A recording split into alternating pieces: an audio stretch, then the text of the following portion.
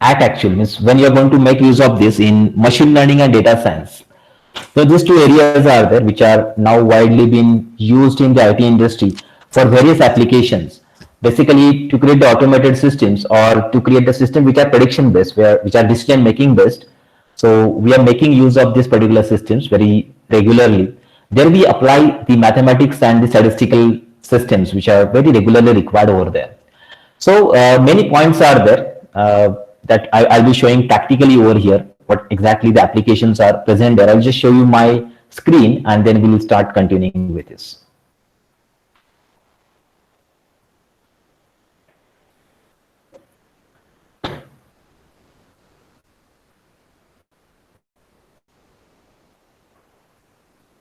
Okay. So these are the topics which you can just see on the screen.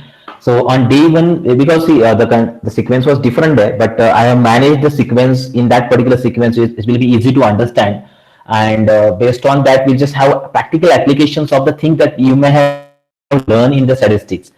Okay, so I'll not go in theoretical details of the respective concept. I'll just show the practical implementation. We'll take an overview in a minute what exactly the statement means. And when we apply the particular concept, where the applications are there. Okay, so we require a knowledge of data science and machine learning also. So if it is not there, I'll just take an overview of it, what exactly the concept means and why it's required, what is the application of it, and then we'll see the practical implementation of the same. So day one, today, in these 2 hours, we're going to see what exactly the application of mean, median, mode, and standard deviation. Okay, standard deviation is one of the common mechanism used in many systems of machine learning. Then we'll see what's the meaning of min max scaling. Then feature scaling also I added that. So these are the pre-processing techniques which are used in machine learning. Then what exactly the correlation techniques are. Okay, where you apply that. There are 3 different mechanisms which are used for correlation finding. It's called as Pearson correlation, Spearman correlation, and Kendall's correlation. That also I'll show you how it is practically used and what is the importance of that particular technique here. If you think about the regression, so linear regression is one of the common method which is used in the data science and machine learning. Along with that, multiple regression, polynomial regression, ridge regression, lasso regression, they are having some formulas, some mathematical formulas which they employ and generate the results based on it. So how it is used for me practically, that also we'll see today. And analysis of these techniques which are regression is called as mean absolute error and mean squared error. Okay, so finding the performance of the system which are coming under the regression criteria category is done with the help of this error identification technique that we'll see today. Okay, so in these 2 hours, I'll try to complete all these topics in these 2 hours, and then tomorrow we'll see the remaining topic. Just you can read out here: probability parts, distance formulas, and hypothesis testing, and time series analysis. So these are the 4 common topics that we'll be seeing tomorrow. Okay, let's start with the first, that is mean, median, mode, and standard deviation. So let's see. Okay, so remember, I'll just take an overview of the data science. Basically, what exactly data science means. Data science is a field which is used to take the input from the data, and we are performing many operations on the data to make this data available for prediction-based algorithm, for predictive analytics or the descriptive analytics. Predictive analytics is just like we are using that data to perform some predictions. We are giving a decision-making power to it. We are converting that data into the actionable knowledge. Like for that purpose, we use the data. It's called as a predictive analytics, and second is called as descriptive analytics. Descriptive analytics is just like find patterns inside it. Pattern means I want to create a group of people. Okay, or I want to create an association. Like if I'm purchasing something, then what exactly the other thing that I will purchase? If this, then that. Like this is called as association rules. So this is called descriptive analysis. So these are which we have to focus on while working on the data. Okay, so out of that, first aim also and second aim also, in order to solve that, we are going to make use of all of this technique which I mentioned here. Now, already the first part. Okay, we'll not go in machine learning. We'll go in regression. Then we'll come across the machine learning part first. So first of all, we'll start with the mean, median, mode, and the standard deviation here. See, let's go to the data. I'll just open. I hope that the common programming you are knowing. Maybe if you don't know Python programming, so it will be not that much difficult. It's very easier. Easiest language in the world is Python today. anyone who knows C, C++, they can learn Python also. I learned Python, started in 2014. Within 4 hours, I learned that. And after that, I started working on Python in different areas. So the practical things which I'm showing over here is done with the help of Python. And I'm using the Jupyter Notebook. It's one of the lightweight IDE which is used to perform operation with the Python programming language. And you might also be aware about the same, that Python is now used in almost all kind of industries. And if you consider about the data science and machine learning kind of algorithm and their industries, Python is chosen the #1 language for the development over there also. Okay, so let's see. First of all, I'll just open one of the data set. So let's focus on the data set. I'm having a data with me, something like, just a minute, I'll just search for that. There's a student file I'm having with me. Okay, check this. Okay, so the student information is stored inside it. So basically, for every predictive analytics or descriptive analytics, data is used. Without data, prediction and the description is not possible. That's why data is the brain, not brain, actually heart of every machine learning algorithm or every deep learning algorithm. Now today's every AI algorithm also. Okay, that's why it's required to focus more on the data part, and we have to work commonly on analysis of the data here on. So just a minute, let's check this data set. Okay, check this. So this is a student information present. Okay, just observe this. Student information is present over here, and this student information I want to import in my program. Perform some operation, like I want to find who is topper inside it, or to find all students are having first class in class B, like all that. That's what my aim is from this particular data. Now see what exactly I'm reading the data and what exactly happening, that we'll see. So I just create a new file here, a Python, and then we'll see the operations with this. Okay, so I'll just give a name to this file first. And now let's read this file. So there are some libraries which are used in Python by which we can read this data. So let's see, this library is called with the help of this particular library of pandas, I can read the data into the code. And every time when you have to work in data science, it's required to import that data. And those data is available in CSV file, Excel file, or JSON file, or NoSQL kind of the data. It's available there. Commonly, it's structured data. Okay, so let's see this one. I'll just read this data here with some of the methods like read underscore CSV. I'll just read this file over here. Check it out. Now this file is read, and if you print that, see this. This is the data which I imported from the CSV file. So CSV file was this, which I imported now, and you can check it all. The data is present correctly. Perfect. Okay, a perfect data is available with me, and if I want to work on some statistical analysis on it, that is easily possible. Just like I want to find the maximum of the marks, okay, or minimum of the marks. So I'll just make something like this, marks dot mean. Okay, so check it out. This is the minimum marks. Similar to that, if I want to work on the maximum of the marks, okay, so I just can find it, okay, in this way. Or I want to find a standard deviation of the marks, so I just can check it by these methods. Okay, so all statistical operations are possible over here. Now let's see if some situations are something like this. Okay, so this is deleted. I'll delete these two entries from here. Okay, age is not here, and this marks also I deleted it. Okay, so these two are deleted, here one is deleted. Okay, so some entries are missing, okay, which are not present over here, and now we have to work on this data, or the result that I am getting out of it will be wrong, obviously, because the data is not present over there. Either I need to work something, I perform some operations to it, or some kind of measures I need to take over there, because 3 rows are carrying missing data inside it. Or if I go here, let's delete this two also, or sorry, this one here, and let's delete here this one. Okay, so now too many data is missing. So one row, this is missing data 1, 2, 3, 4, and 5.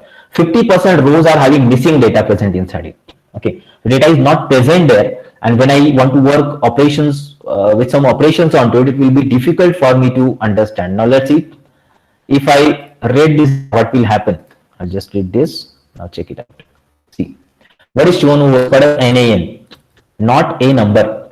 Okay, not a number. That's what NaN means. So this missing values will be shown, and now if you perform operation, that values will not be considered. So minimum marks is from only 9 values, not from 10. And standard deviation also, maximum also, and standard deviation also is got changed because out of 9 only standard deviation is taken, not of 10. So accuracy of your data, accuracy of the algorithm that you apply onwards will be reduced. Okay, so to overcome that, what do you think? What you will follow to perform the operations onto it? Many operations are there. This operation we refer as a data cleaning. So we have to clean this data. So to use the cleaning operation, okay, to perform the cleaning operation, there are many methods are used. The first method is to delete the row. Delete the row which is having a missing data present inside it. If this row, so all out of 10, 5 rows will be deleted. So only 50% data will remain. My data is already 10 and 5 I am deleting, that is critical problem there. Now the solution is we have to replace these values by some other kind of value. So which values will replace? We'll replace these values with either by mean or median of the values. Mean or median. It means that, so you don't know what age that this person and this person is carries. But if you directly type it is 40 or 39 or 75, like it is not up to the mark. So by some technique we can identify, just can identify that the age will be within this particular range. Means if you consider this particular age column, you can identify minimum value is 19, maximum is 23. It means that these two age should also be within the range. Okay, it should be also within the range. So we can apply mean and median. Mean and median. With the help of that, respective values we can put even for this case also. Okay, what exactly the marks are present possible? You can't exactly predict. It is impossible. Exact prediction is impossible. But we can achieve maximum accuracy as possible. Okay, how to achieve that? Because if you consider others marks, with the help of others marks, their range, we can predict what can be the possibility present here. We can achieve a maximum accuracy with the help of that, even for this case also. So this case is different. This output variable that you the column which you are having over here, they are called as the continuous variable. Continuous variable means they are not having a fixed categories present there, not fixed values. Just like class having two categories there, T and D. Only two are present. For marks, continuous variable, this is continuous variable. So continuous variable cleaning is done differently, and categorical variable cleaning is done differently. Okay, so how to do this one? Let's check it out. So there is a package called as a NumPy. Okay, so NumPy, which is used to perform the numerical operations on the respective data, and with the help of that particular package inside the NumPy, there is a method by which you perform the operations of replacing the data with the respective values. So first of all, I will show you. For example, I want to replace this NaN. So let's check it out.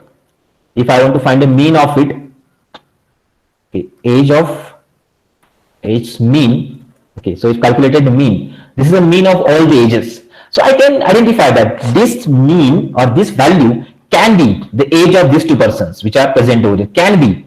Exact prediction obviously impossible. So it can be because it's within the range, and that mean value I can put. Or even not only mean, I can have the median also. So median is just like middlemost value, 20.5. The middlemost value. Maybe they are not same because the age ranges are not sequential. They are not having the same difference. That's why median and mode are different.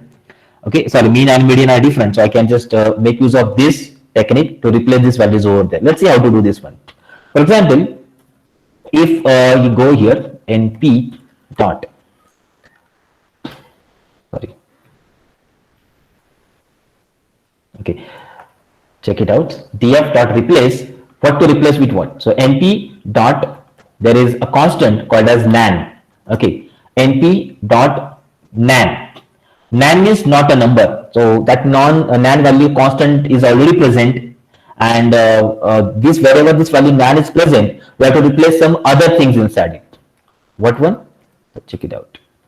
So not this one, we'll make age. Okay, see this. So what I've done over here with this particular technique, I have wherever the age is containing nan, that is not a number, they are replacing this value by the mean of the remaining data. So you can check it out. The data is clean now, and I got somewhat value. Before deleting, you might have seen that it was 2020 there, 20% but it was almost achieved the accuracy 20.6, 20.6. Okay, so there's a difference of 0.6 there, but it's okay. It's okay. We have achieved the maximum accuracy with the help of that. And if you apply the median, see this median, so now 20.5 are coming over there, these two. Again, somewhat more accurate, it's achieving toward the 20, and the data is cleaned. So when the data is cleaned, after that the data can be given to the predictive analytics for performing the operation. So this is how we can make use of the mean and the median. Not only that, in one more application I will show tomorrow, when you see Euclidean distance, there also the mean function, mean and median, both are applied inside the machine learning algorithm of k nearest neighbor. There also they're having application. This is for first application that I have shown for data cleaning. Commonly, I use median method basically. Median is most accurate, like middle most element. Mean can also be somewhere, but median is very regularly preferred to perform this kind of operations onto it. And come with the third, that is mode. Now what's the meaning of mode that I will show? Mode means the most frequent value, most frequent. Okay, so just check it out. If you go to class and if you find a mode from there, mode, see mode. Oh, sorry, both values are most frequent. B also and T. What is that? T is 1, 2, 3, 4, and B also 1, 2, 3, 4. Correct. So both values are frequent. Okay, no issue. So it will show you both values are present for 4 number of times. Maybe if one is present, it will show that, but it's 50-50 situation is there. That's why it's showing like that. Now we need to choose which value we have to put instead of that. So I know only 2 classes are there. Maybe 4, 5, 10, 20 classes are present. In that, the most frequent value can be there. So I'll choose the value number 0 over here. So let's try that. So mode is used to replace the value which is in categorical format. Remember, mode is used for categorical, and mean and median are used for the continuous values. So let's check it out. Here mode is containing 2 values, so I'll put 0 value over there. See this now. The data is clean now. All the missing values are replaced by BE. Okay, so these missing values are replaced by value BE there. You can check it out. Okay, BE. And if you use value 1, it will go to T. So all values are replaced by T. So basically the 50-50 situation is there. That's why it's difficult to decide in that case. But most of the time it gives the only single value, either B or T. Okay, which is most frequent, and you replace that value there. After that, data will be clean. Remember, it is just showing the output on the screen. The data is still not changed completely. It's present as it is over there. I need to focus on the replacing the respective data. Okay, just like df is equal to, then perform the operations. But the demonstration is only how exactly the mean, median, and mode are used over here. What exactly the applications of it? What do you mean by the respective concept present over here? Now let's go for the second thing which is mentioned here. Now we'll be making use of standard deviation in the min max scaling and feature scaling presented there. Okay, I'll just show you the presentation where I have put all of these things together. Just a minute. Okay, this is how the missing values we can make use of. Okay, deleting the row, or we can replace by mean, median, and mode. Okay, just like in this presentation shown over there. Okay, now let's see the data operations. What exactly the data are there? I'll take a theoretical overview of it, because now onwards for almost all the practical, all the applications, I require to understand and remember this concept. Cross validation technique, which is taken from the data science and the part of statistics again. Okay, so let's understand the meaning of machine learning. Machine learning is just like using the previous data, using the previous experience, previous observation to perform the predictions or to make a decision making out of it. Okay, we have a data, and based on that you perform the predictions. Like for example, the data set which I have shown there, with the help of that data, can I predict the marks of the people, marks of the student next year?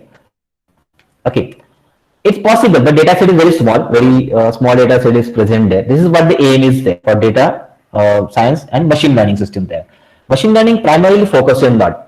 we are having observations, and with the help of that observations, we are going to build a model, a machine learning model, and that machine learning model is used to do the predictions onwards. Okay, to perform the prediction onwards. Let's take an example here. Let's try to understand that, because without that understanding, we'll not go further and perform some operations here. So let's take a simple example of the mathematics. Okay. So as we are already aware about the common things, let's take a x variable here. Second variable is y, and third variable is z. Okay. So three variables are there, and I'm having some observations with me. Okay. Let's have some observations with me, like first observation 12.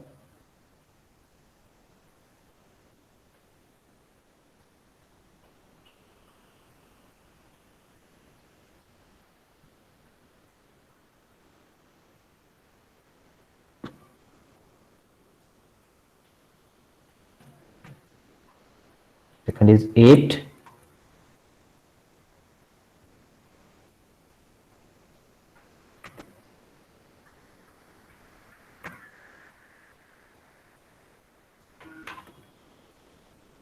See, so just like this.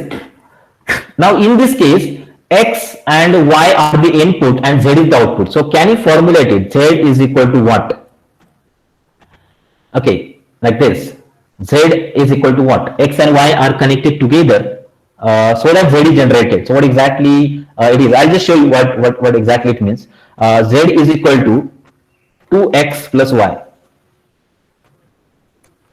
Okay, this is your previous observation, for example. These are the previous observation that we have.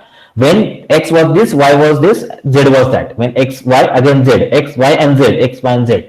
So z is the output variable, previous observations output variable, x and y are the previous inputs. Okay, like this. So based on this, we have to create a model present inside. This is the model present inside the data.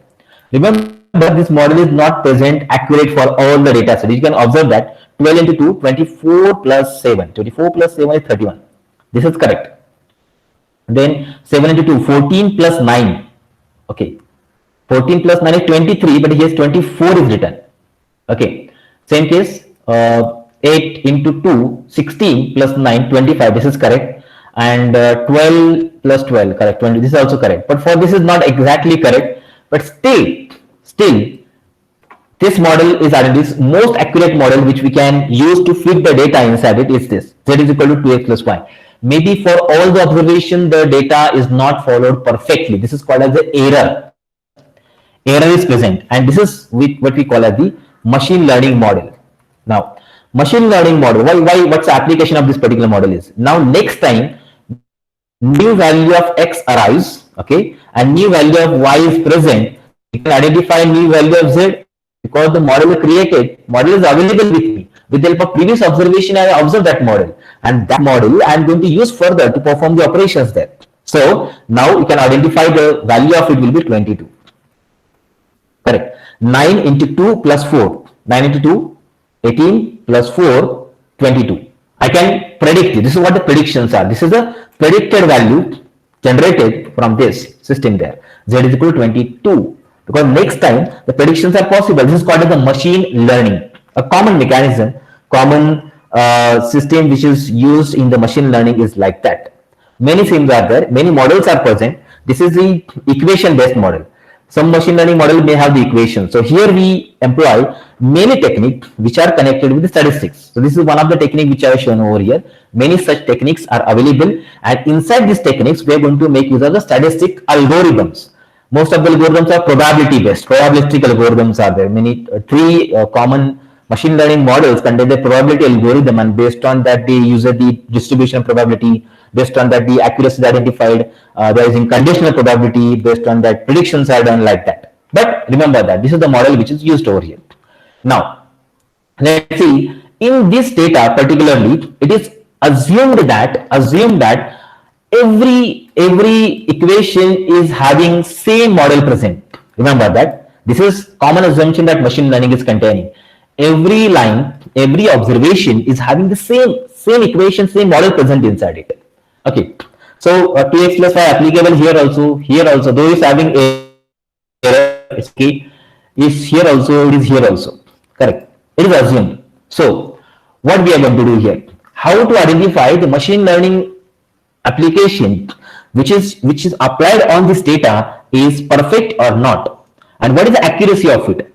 To identify that, what we do basically, we convert this data into two parts. The first part is this is called training data, okay, training. And this part, for example, not only single is present there, it may be containing more than the number of entries present over here. So this is really why I have taken that, because 2575, this is the common division of the data is done there. So what we will do, see, with the help of this data, I build the model. Only 3 entries I will be using to build the model, build this model. And this model, or sorry, remaining data, I will use to test whether the model is working fine or not. How to test that? Put this value inside it. Like for example, I'm having 6 here, so take 6 here, 12, and take 12 2 here. So 12 plus 12, 24, matching. It's matching. Okay. If it is matching, okay, it's 100% correct, then your model created is correct. That's why it's called a testing data. So from the same data set, previous observations, you take that data, you split that data. Out of that, 75% data will be used to train the model, create the model, and the remaining 25% data will be used to test the model, whether the model is working perfectly according to the criteria or not, according to model or not. This is called as a testing data. So this is required for almost all kind of algorithms in machine learning. So when they employ this particular algorithm, many difficulties occur. To solve the difficulties, we are going to make use of many statistical methods there. Out of these 2 statistical methods are applied here. This method, what we call as the feature scaling, and it is called as mean-max normalization. Okay, so what's the use of that? That also we'll see. So let's go here. Training and testing. It's usually done like that. Here, 1/3 is given, 1/3 and 2/3. But basically we do 75 25, 75% and 25%. In that particular the division data is okay. Remember that. Now this operation done. So once the algorithm will be trained with the training data, X is the input, Y is the output, and algorithm is trained with training data. X test data will be given as input to the algorithm, X test data, and then predicted Y. Y means variable basically. Predicted and already available, that are compared together. Predicted is here, will apply predicted 24, okay, by putting this value. Then actual is also 24. It's matched. That is written 23 here, and you generated 24. Okay, no problem. Machine learning model is correct, but accuracy of machine learning model is less in that case. For example, if I put a system to match this 20 is equal to 100% correct. Okay, your computer will show you yes or no. Okay, and if I write 19 is equal to 20, 20 is equal to 19, it is false perfectly. But what machine learning will tell? Machine learning will tell it is correct, but accuracy is 95%. That you have to remember. Accuracy is 95%. This is correct. Accuracy 95%. If you go to again, this is also correct, but accuracy is 90%. Expected output and predicted output, what's the difference that they carry? It's called as error. And if you remove that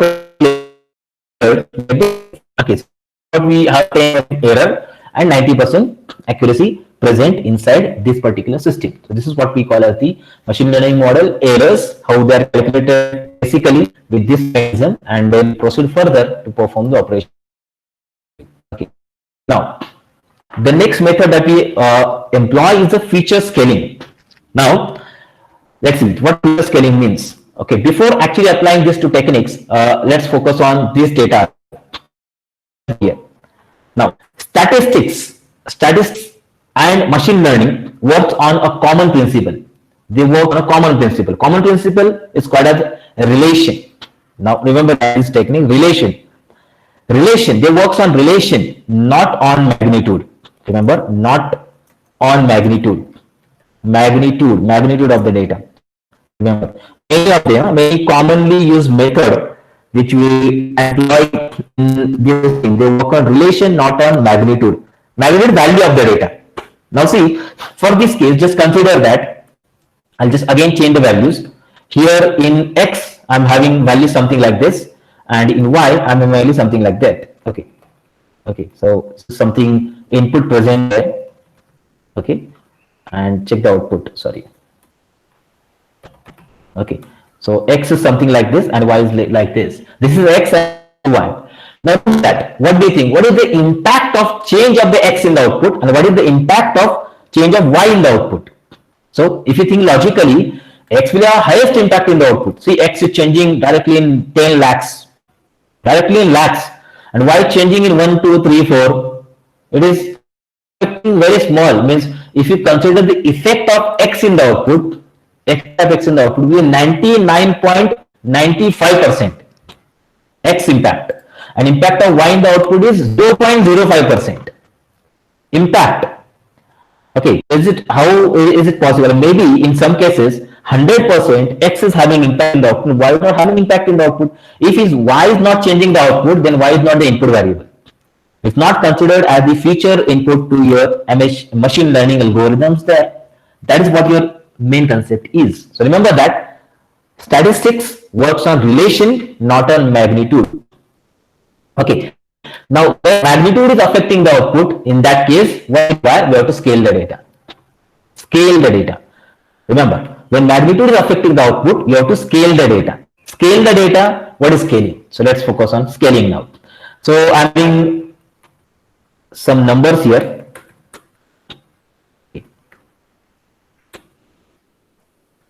Say this one. So first is a list which is X, and second is a list which is Y. So do you think, just can observe that now, these values are less, these values are 100 times larger than the X. But one more thing, relation among all of these is exactly same, that relation among this is present. See, relation, I just talk relation among all of that 1 to 5, exactly relation that they carry, relation that they're having here. I'm just multiplying this by 2. Again, multiply this by 2, multiply, or add first number into it. I'll get the respective numbers in the series. Relation is same, that is different. Relation is same, that is different. Now, when I want to create one more array, something like this, 10, 20, 30, 40, 50. Now, see, again, X, all the data in X are related to each other. Similar relation Y is also carrying, similar relation Z is also carrying, but difference is in magnitude. Now see, so when relations are same, and magnitude are changing the output, in that we have to scale the data. We have to scale the data. So that means I will cover all this value in this format, or all of these values in this format, or all of this value in this format. So whatever common format you have to use. So everywhere I will have 10, 20, 30, 40. Again, X will also contain same, Y will also contain. The relation will change, magnitude will change. Remember, it's very logical to understand this concept, but when you actually apply machine learning, this concept are required to be taken in always.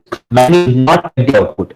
When I am having value 1 or I am having value 1 lakh, then also the feature or the input should have exact similar impact in the output. Similar impact in the output. To do this one, these statistical methods are used, that will be called as the feature scaling and the normalization. So I'll just show this again. Sorry. Yeah. Feature scaling and normalization. What is feature scaling? That we'll talk about first, and second is called as the normalization. So I'll go use some of data over here, and then we focus on performing the respective operation. I'll just data set to perform this operation here. Okay, just a minute. I'll just copy a data, and then we'll perform these operations. Right. Okay, so no.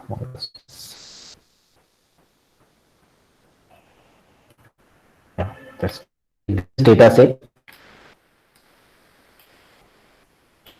Okay, I'll just show you these operations here. I'll just read this data in our code, and then we'll perform the operations of.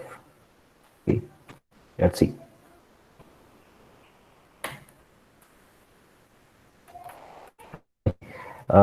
Check this out. Okay. where I am having some input variables like user ID, gender, age, and estimate salary, and purchased or not, whether that customer has purchased the item or not. That is what output variable is. So these are the X, these are the Y. Machine learning taken its consideration there. Now, if I take an age and estimated salary as the input, age and estimated salary as the input, and my output is purchased variable here. See, range of age is different and estimated salary is different. There is a function that way I can use it here for describe. So function will show me what exactly the estimated salaries are. Where is that? Here. Minimum age is 80, maximum is 60.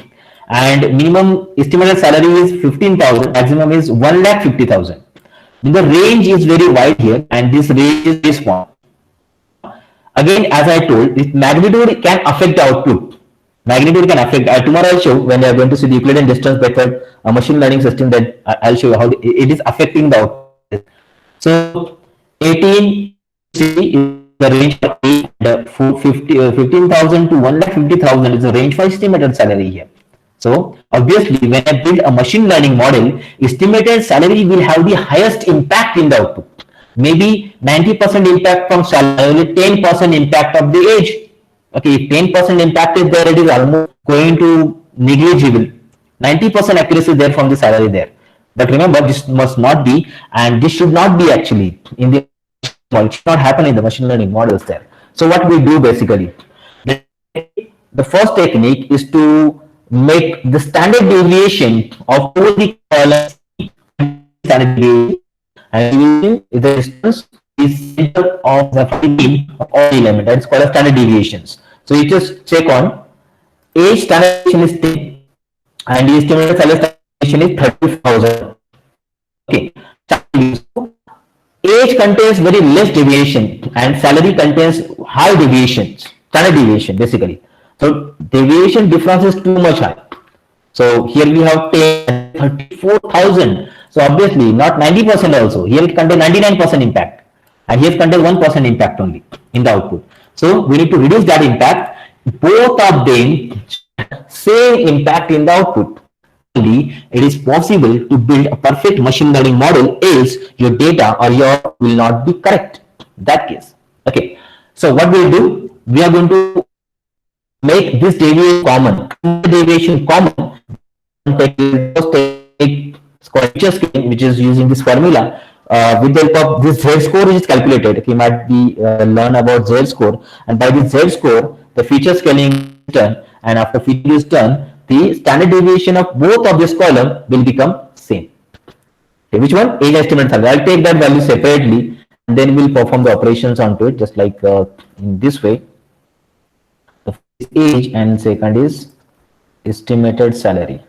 Okay, let's take it out. Estimated salary. Okay, this is how I can extract the columns from that particular data frame. You can check it out here. Find columns are there. Now I want to normalize this data. I want to data within same feature. Same standard deviation. What feature scaling does? Feature scaling is try to make the deviation of both columns same and equal to 1. Almost equal to 1, almost, not exactly 1, but almost equal to 1. We'll try to perform this operation. So to do this one, I'll just show you how these operations are made. sklearn dot, okay, there's a pre-processing package is present. What happened? Yeah, processing import. It's called as standard scaler. So standard deviation is used here to perform the operation of standard scaler. Scaler is equal to standard scaler. This is the object created, and now let's scale the data. So scale is equal to scaler dot. Okay, so these operations are done here on the data X. Sorry, what happened? Okay, check this. Now I applied it. My operations of making the feature scaling is applied for calculating the Z-score, and after that I scale the data where I'll try to achieve the standard deviation equal to 1 for all the columns which are present inside the X. Now if I show this one, just check it out. PD dot data frame format, I'll just show you X scale. First column and second column, the values are changed. They are scaled. Now, if I going to check this by using describe function, okay, yeah, describe, check it. Now, check the standard deviation of both of these columns, which are present here, and names are not available because data is converted to array format. That's why they are not having a name here. So, but check it, standard deviation. This is almost equal to 1.00125, and here also 1.00125. So deviation that they carry, previously first column was having deviation of 10 and second column of 34,000. So that data is managed within the same deviation. Maybe their range is different. Minimum, maximum are different. Here minimum is minus 1.8 and here minimum is minus 1.6. Here maximum is 2.13 and 2.35. Their ranges are almost same, not exactly same, but deviation is made common. So to remove that huge deviations and make the similar distribution of the data within this technique is applied. That is feature scaling, and standard deviation is considered one common. Okay, you just can check it from STD method also. STD, just deviation of both are present here. 1.00125 and 1.00125. For both the column deviation is same. If you check here, okay, where is that? Yeah, here. If you write STD here, sorry, after X I will show you. See, of X not STD. Still are different. 10 and 34,000. So apply that, I will make deviation same. I'll show application of this tomorrow. Why I have done that one, because this step is acting as a pre-processing step for some machine learning algorithms actually, and then how it is affecting the output, that we'll get an idea out of it. I'll apply it to the probability based algorithm of logistic regression, and then I'll show you how it is affecting the actual output. Okay, when I have not done the scaling of the data, how it is affecting the output there. Okay, this is the first technique, and second technique is called the okay, so why to apply feature scaling? Just I told, I just summarized all of this in the presentation here. Real-world dataset contains features that highly vary in magnitude and unit and range. Normalization could perform when the scale of feature is irrelevant and misleading, and should not normalize when the scale is meaningful. The algorithm, which include Euclidean distance measures, okay, they are sensitive to magnitudes. Many are there. Okay, in all 5 machine learning algorithms are regularly used. Only 2 algorithms don't require feature scaling. 3 algorithms requires that. Why? That also I'll show. If feature scaling helps to weigh all the features equally. Okay, all the features equally. Every feature will be weighed equally. And formally, if feature in the data set is big in scale compared to others, then algorithm where Euclidean distance measured, this big scale feature become dominating and needs to be normalized. Okay, so this feature will become dominating and then needs to normalize. Just a minute. It's not visible? Sir, screen is not visible. Oh, sorry. Sir, screen is not visible. How it is disconnected?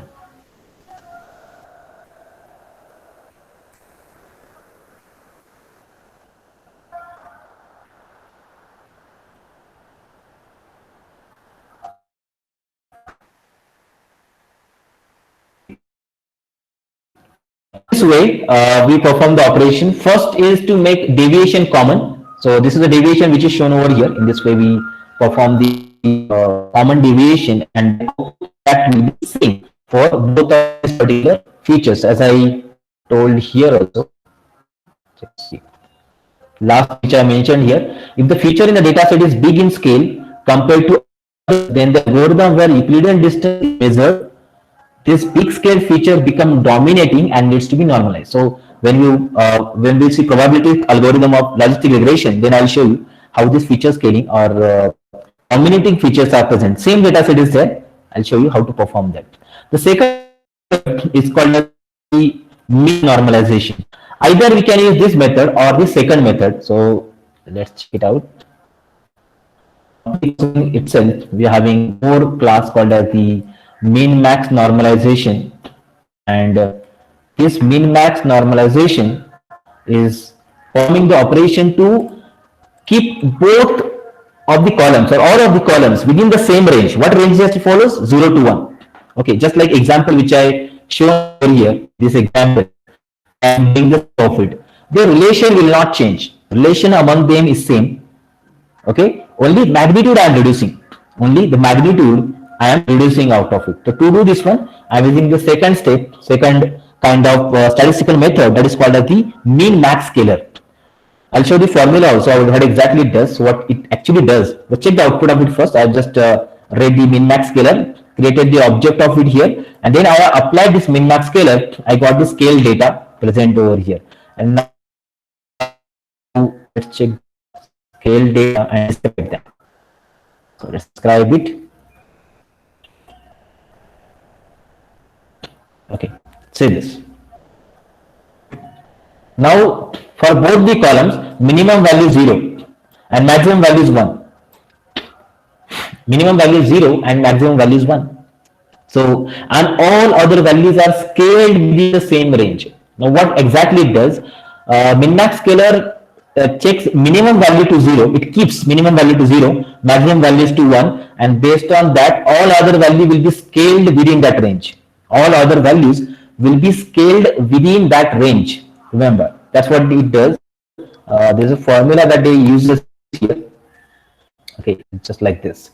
Z is equal to, this is a Z formula present for that. In previous Z formula is different. Here the Z formula is like this. Z is equal to x minus mean of x divided by max of x minus mean of x. Okay, so it is referred to perform this operation scaled within the range. Now, the machine learning algorithm again, which uses the distance formulas, are basically the algorithm which uses all the input feature at a time in the formula. At a time in the formula.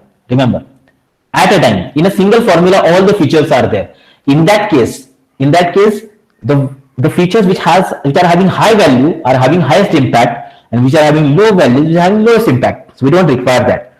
In that case, this kind of normalization, either we can use feature scaling or min-max scaling. Remember, there is no any logic where to use what. Any one of that can be used. So any one of this is useful, just like mean and median I just shown. We can use mean also, median also, which is familiar or feasible to use, just can make use of it here also.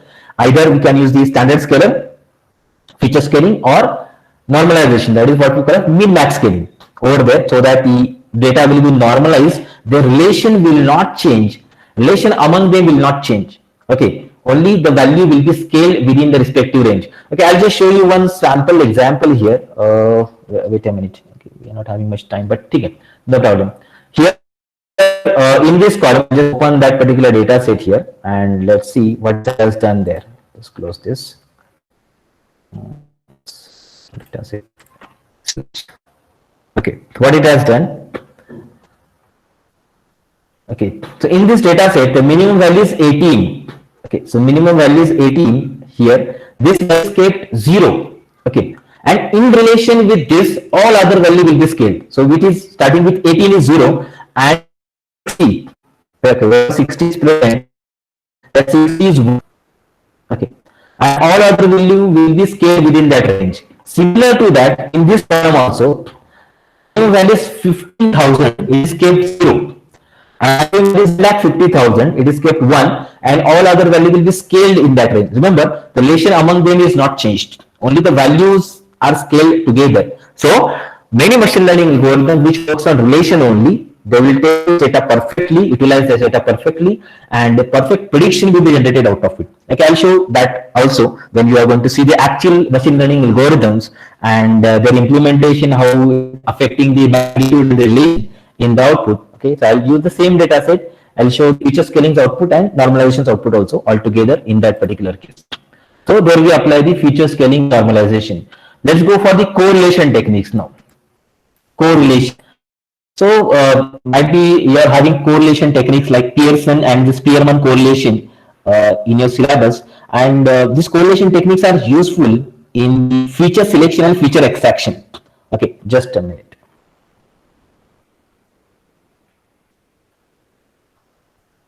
Just close this.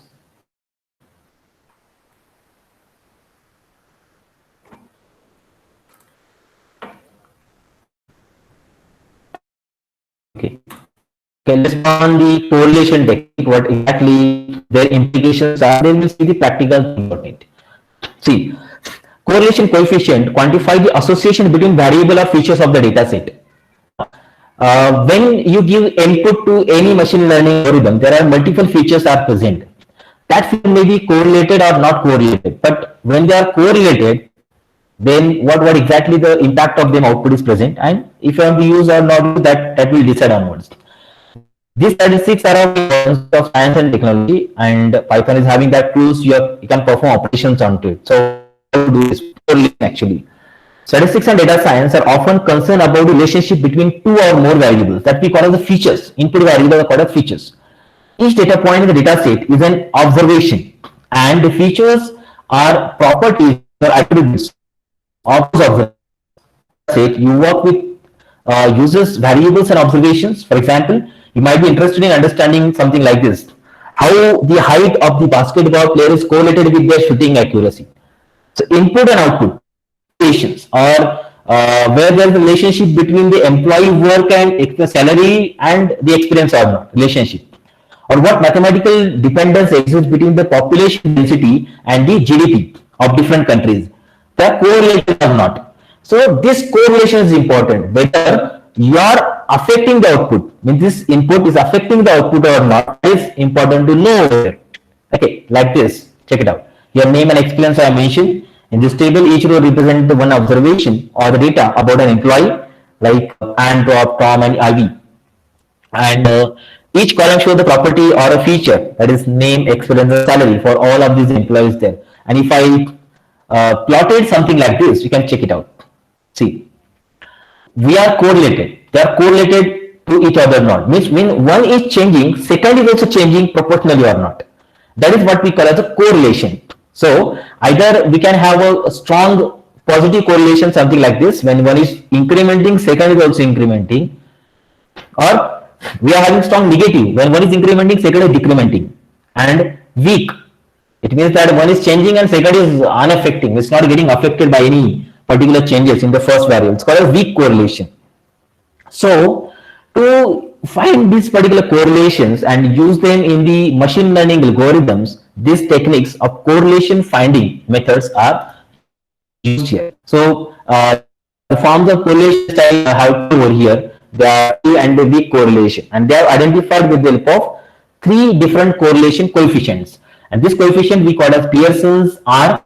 Okay, these are standard names given statistics: R, Spearman's rho, and Kendall's tau. Okay, so different Greek letters are used for that. Pearson's coefficient measures linear correlation. Linear. Remember, while Spearman and Kendall coefficient compare the ranks. Okay, so how do I use this one? Let's see exactly the things that I mentioned. I'll go to the lengthy process to create program already, just so you how to do this.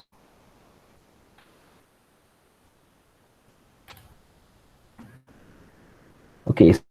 So let's take pandas. It's easy to understand because we work with the pandas basically. That's why it's required there. Let's see. Okay, so for example, so here I have imported my packages. Okay, fine. That's it. And I have one small data set here, which name is X. Okay, let's say this. This is the X. See, sorry, X. I am having some values, something like this: 10. 11, 12, 13, 14, they are in sequence. They are perfectly in sequence, incremental fashion, correct? They are incremental fashion, and I am creating more variable which is Y. Okay, check this. This is Y. This is incremental fashion, but you can find is it perfect linear are there in 11, 12, 13, 14, something perfectly linear, and these are pretty linear. Then 2, then 1, then 4, 5, 8, 12, 18. 25, 6, 48, something.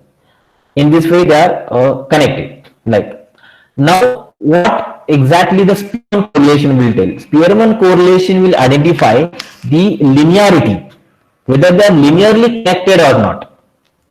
Connected or not. So to find that linear connectivity, why linear connectivity? I also show in linear regression. See, y.corr. CORR is the method by which you can identify the Pearson's correlation there. Okay, when I write y.corr x, so y is correlated with x linearly or not. Linearly or not. Okay, linearly and proportionally, both. Not linearly exactly, proportionally also.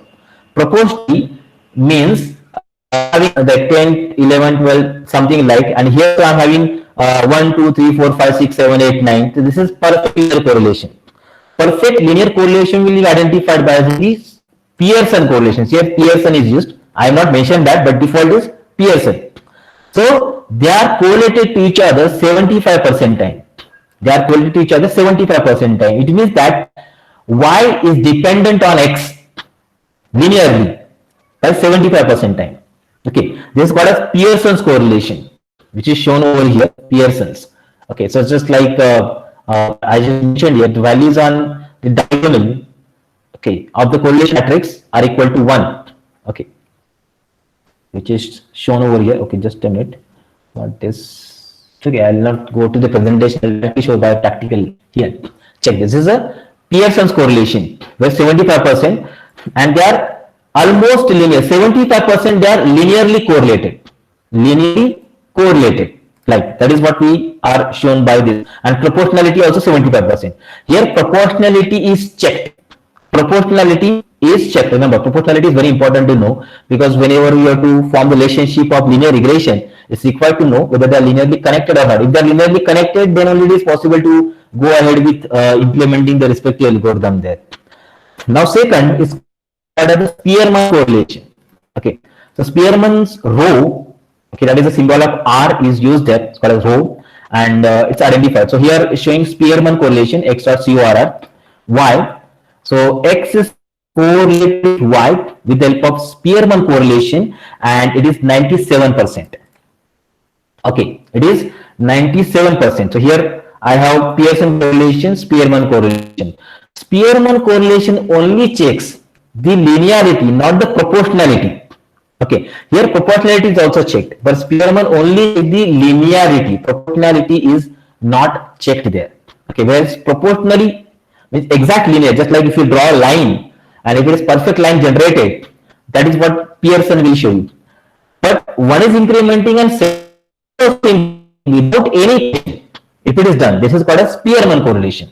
The Spearman correlation is 97%. You just can again. Incrementing, only two locations are there, it's not incrementing, here first and here. Correct. Proportionality is also not much good, that's 75% here, and only linearly are there, that is 37%. Okay, let's focus on the practical part, then I'll show what is application, why we are using this techniques on correlation. Okay, so maybe some formulas that learn in your theory, which are used to find correlation of Pearson, correlation of Spearman, and correlation of Kendall's correlations are used. I'll show the candles now. It's very interesting to see correlations. Many are okay. Correlation, okay. This is important to know. Pearson's correlation. Pearson's correlations value try to get one exact one means perfectly linear and proportional also. That is. Exact zero means completely independent. X and Y are completely independent. If it is exact -1, so perfectly linear but negatively connected. One is incrementing, second is decrementing. That is what Pearson correlation tells us. Okay, like that. So interesting to see that and use this data. I'm going to use this formula for linear regression and all the linear regression. Total 5 linear regression techniques are there, where we can use this correlation, and with the help of that you can make use of the data in your actual algorithm. Second is called a ranking correlation. Ranking correlation compares the rank of the ordering of the data related to two variables or dataset features. If the ordering are similar, then correlation is strong. Ordering is similar, positive and high. However, if ordering are close to reversed, it will be strong, negative, low. Okay. In other words, rank correlation concern only with the order of values, not with particular value from the data set. Means proportionality is not checked over here. Only ordering is identified. Check this. Ordering. This is linear regression. This is logistic regression. This is polynomial regression. Basically, I'll show you that one also. Today we are going to see linear and polynomial, and tomorrow I'll show logistic regression. See this one. Linear, perfectly linear. This is logistic.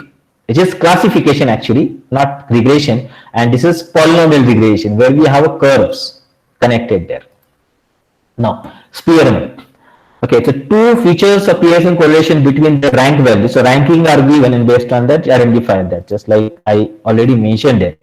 And third is important to know. It's called as Kendall's correlation. Kendall. I have not used Kendall much. Generally use the Spearman's correlation by which you can identify the linearity among the data. Kendall's correlation. So, like for example, I'm having two variables, x and y, two series, two list of or arrays are there, x and y. Each of the xy pairs, that is x1, y1, x2, y2, is a single observation. Okay. The pair of observations xi and or xj and ij, where I is less than j, is containing one of the three things. Three things are mentioned over here. Like it's called they can be concordant. Concordant. If either x of I is greater than x of j and y of I is greater than y of j. Okay. First and second, or second, third, fourth. Like in that way, concordant identification is done. Okay. Or x of I is less than x of j and x of I is less than y of j. Then second comes the called as discordant. Discordant. Discordant is just like first and second, means x of I is greater than x of j and y of I is greater than y of j. Okay, like this. Or x of I is greater than x of j and y of I is less than y of j. That is what we call a discordant. Okay, remember these two conditions. And third is neither if there is a tie. Okay, in x, like x of I is equal to x of j, or I in y, that is y of I is equal to y of j. Now, the Kendall's correlation coefficient compare the number of concordant and discordant pair of the data. Number of concordant and number of discordant pair. Remember, how many pairs are concordant, how many are discordant. So total, if 10 are there, out of that 10, 9 pairs will be generated. Okay, if you connect them together, 1, 2, 2, 3, 3, 4, 4, 5, like that. This coefficient is based on the difference in the counts of concordant and discordant pairs related to the number of XY pairs, okay, often denoted by the tau. This is called as a Kendall's tau. So this is what we have. 91% they are connected by the Kendall's correlation. 2x, first current x and next x, they are compared, and current y and next y, they are compared. Whether they are concordant or discordant. Based on that, the percentage is identified. Okay, positively. So here this is positive actually, 91%. That's fine. Kendall's correlation identified, and it is containing 91% connectivity or correlation, collinearity inside the respective data presented over here. Now, this is what the correlation techniques are, and now why we use. This is important to know why correlation techniques are used. Many applications are there. The applications are like, first application lies in linear regression. Okay, I'll show linear regression now. In linear regression, first you have to check that the input and output are connected or not. If they are connected, then only we are going to build the model. Okay, so this will show you. This will show you. This number will show you. Okay, and you have to decide whether you have to use proportionality and linearity both, or only proportionality, or you have to use the connectivity of individual two pairs. That is Kendall's, any one of them that can be. So either generally, as per my experience, I use Pearson or Spearman. It depends on the situation of the data that we use over there. So that correlation will identify, and we'll check that is dependency present there. Remember that in our data set, I'm having a data with me. Now, if I'm already knowing that these two columns are having impact in the output, means these two columns are related with this. This is related with this, means this input is affecting, okay, means age and the purchased column are correlated. If I'm knowing it, then only I can use age as a feature, age as the input. If I know that age and purchase are not completely not connected even, they're having 20% correlation, then why to use age as the input? Discard it. So when you make use of method called as feature selection, select which input will affect your output. That task is under task can be accomplished with correlation techniques here. So when we use age, whether to use age or not is identified by the correlation. Whether to use estimated salary or not, identify the correlation techniques here. And these two both taken, both also we can apply, and of this both I can then this as also I have done here. Yeah, 3. See this one. X, Y, Z. See, correlation is used here. I'll just show you x and sorry, z is also there. See, x, y, z. Three values are there, and I want to identify correlation among all. See, x and x are correlated 100%. Fine. Y also and z also. X and z are correlated by negatively correlated with them by 96. Correct. Means they are correlated but negatively correlated. Okay. Here also this value is also same. If you compare x and y are 75% correlated positively, and y and z are negatively correlated 83%. It means that almost everyone is connected together. If they are completely independent of each other, completely independent, then don't make use of any algorithm. If they are not connected, then don't apply any machine learning algorithm. Machine learning algorithm is applied only when there is a correlation between an input output is present. If it is not present, then machine learning algorithms are not useful. Machine learning algorithm will give you 10% accuracy there, 20% accuracy only. We actually achieve 80 above accuracy at least. So 80 is the threshold value to achieve the accuracy from using the data observations and perform the machine learning for predictions there. That's why correlation techniques playing very important role. First method. Second method is feature selection. I told about feature extraction. Second is the feature selection. Feature selection means consider a data set. Okay, I'll just open that and write the column names there. Okay, just a minute. I'm having two columns present here. Okay, the first column is called the date of birth and second column is called as age. Sorry, already is present there. Age and date of birth. What do you think about these two?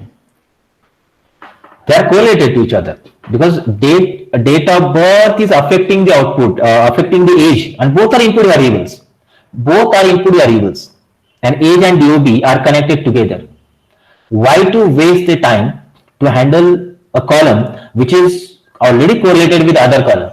So delete that. Either first delete or second delete, whatever you have to delete. So you just can delete that so that the number of features given as input to the machine learning algorithm will be reduced, time required to train algorithm will reduce, time required to predict the data will also get reduced. So to do this one, these correlation techniques are used. So these two applications are present. Now let's go for the regression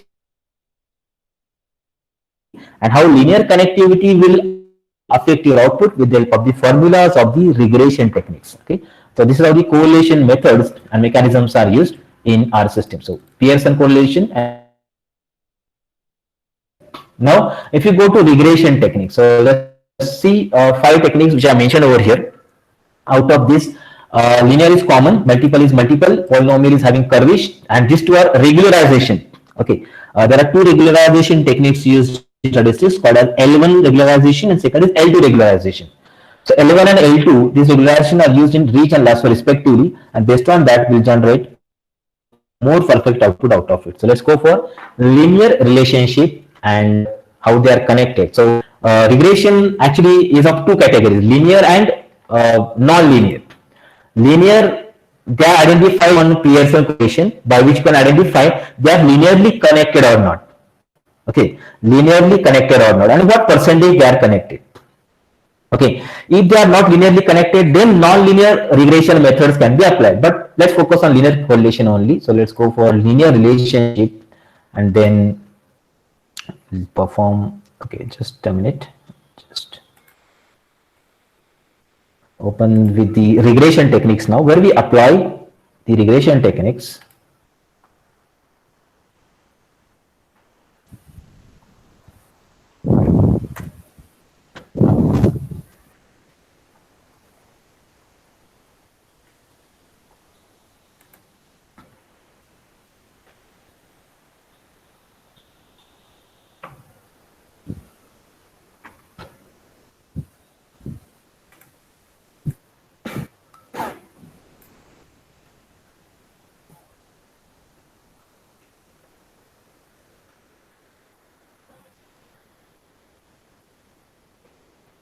Okay, so let's see this. In regression, 5 methods I'm going to show you. So in statistics, there are different formulas that they have used, and with the help of that formula, you perform some operations with them. First, in linear regression, we know the formula of it, that is y is equal to mx plus c, where the m is the slope of the line and c is the y-intercept. Okay, so that we know. And when two variables are present there, that is, one is input variable, which is x variable, and y the output variable, if they're connected linearly together, and when you plot a line, plot them on the two-dimensional plane, so it will be something like this: positive linear and negative linear. Okay, positive linear and negative linear concepts are present. So in machine learning, so this is one of the machine learning algorithm of statistics taken from statistics, by which you are going to do the predictions based on the previous observation that is present with you. Okay, so positive linear relationship, how exactly it is there? It's proportionality and linearity, both are present in it. And negative linear, again same, proportionality and the linearity, negative linearity, both are present inside it. Whenever in some, when we have first input and second output, they are linearly connected, and you have to do the predictions based on that. That time we are going to make use of this linear regression techniques. That I'll show a small example here, where we are having a data set of salary and experience of the person. So let's see this one. I'll just show you how to make use of it. Let's go for the regression methods.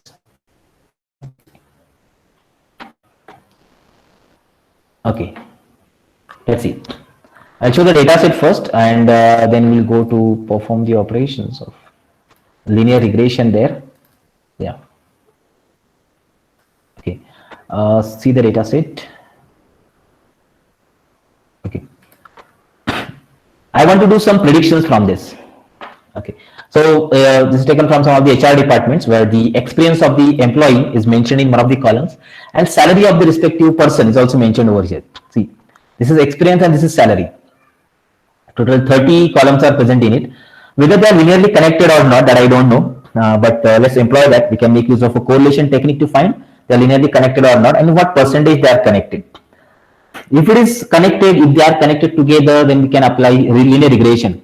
Linear regression is a method where two things are connected linearly, maybe positive or negative. We can employ that. We can build a model of machine learning.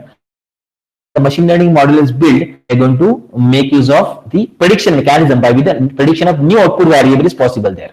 Okay, so this is my year's experience and salary, two are there. This is my input variable, which is x, and salary is the output variable, which is y. Okay, so two are present over here.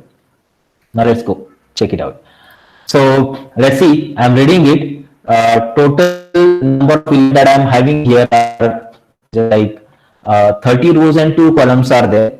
And out of it, what I've done here, I've taken the first column or the first input. Only one input is there, not first. Year's experience into x variable, which is according to formula, we are having x as input and y is the output, where I'm putting the salary of it.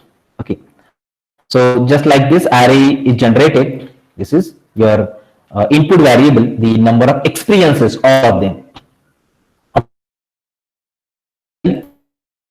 I'll just go below, we'll have y.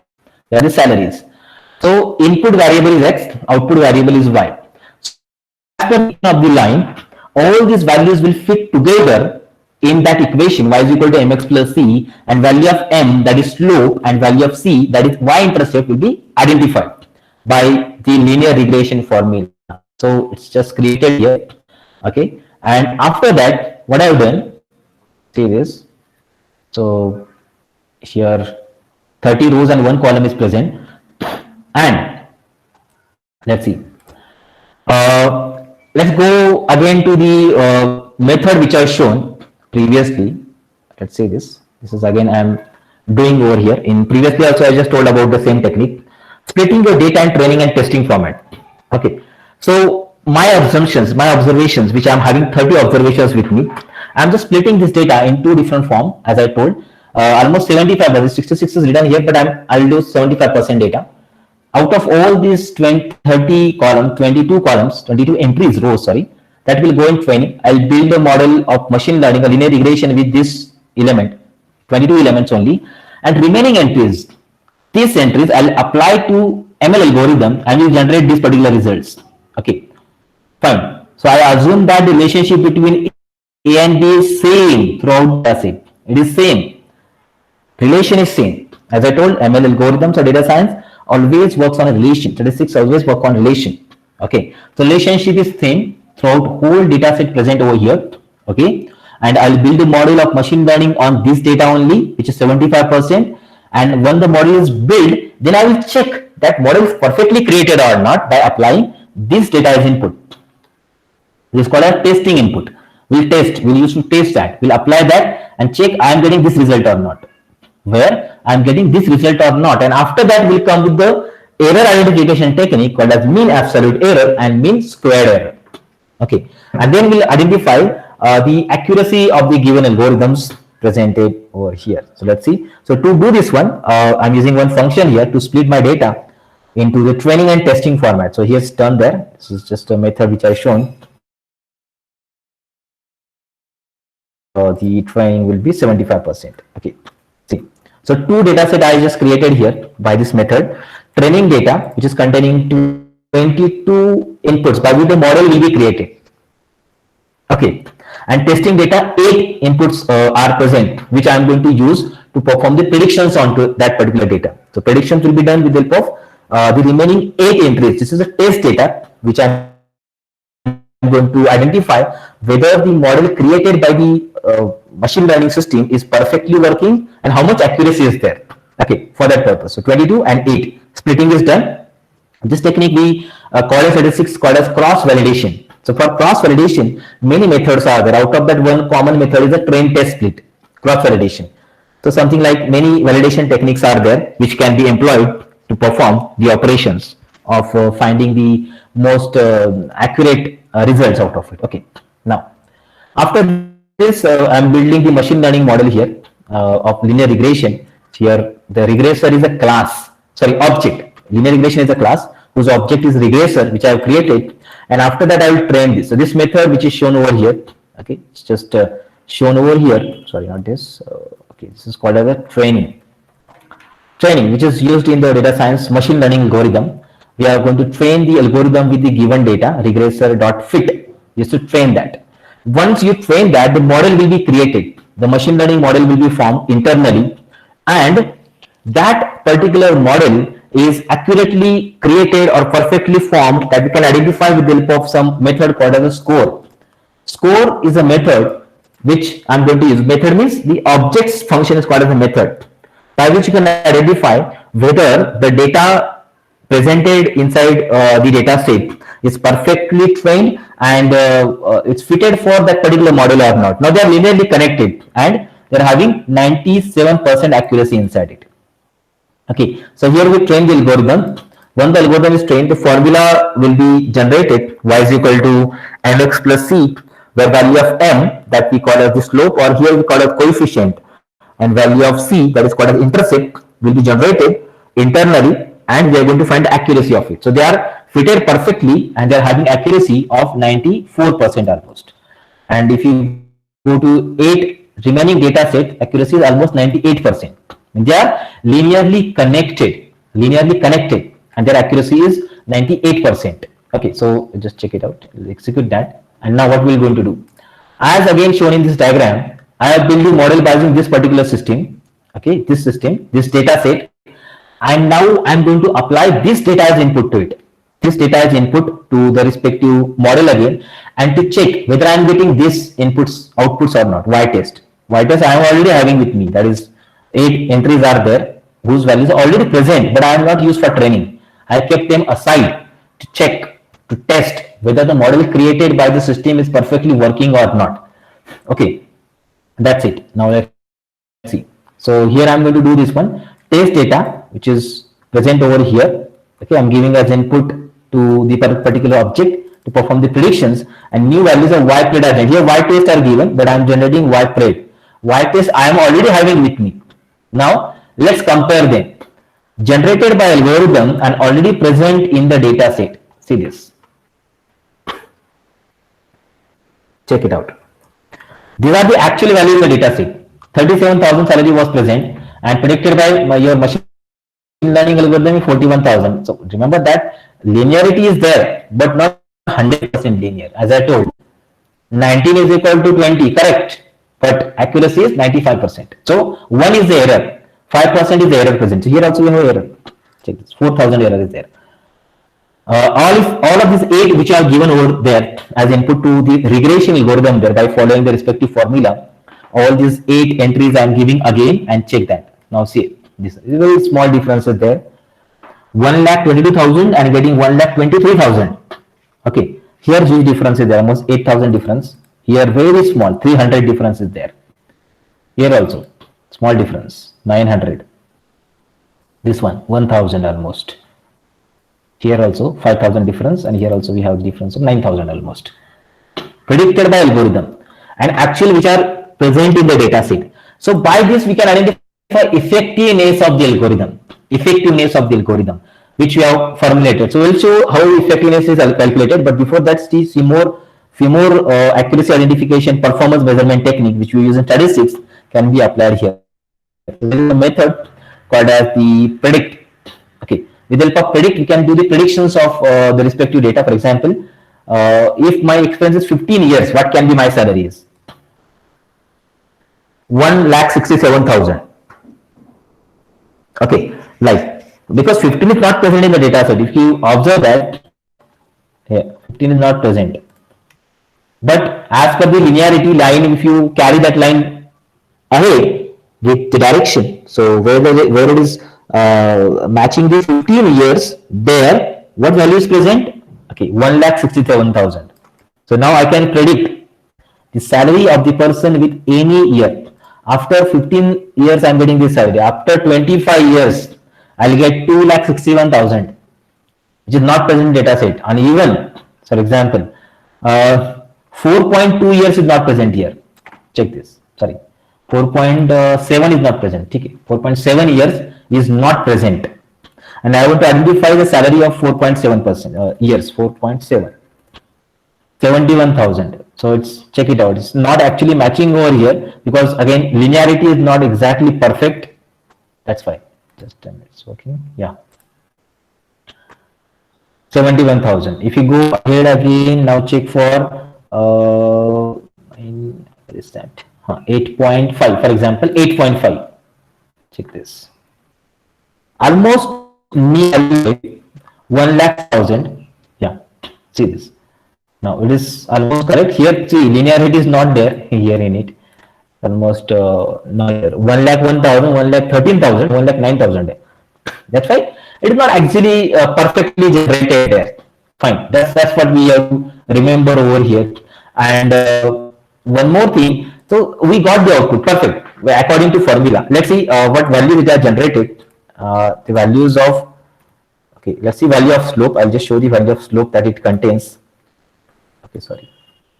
Value of slope is this. This is a slope, and this is the intercept. See, this is the intercept. So already formulated. These values are there, and how predictions are done. See how predictions are done here. For example, I want to identify the salary of the person with 8.5. So y is equal to mx plus c. So y is this. Okay, m is this. Okay, say this. M is this.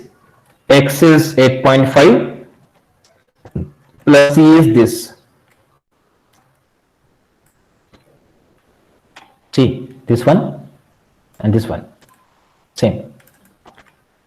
Means internally it uses the same statistical method to identify the intercept, slope, and then prediction will be done by that particular formula. This is formula oriented machine learning method which is used in the data science, like this.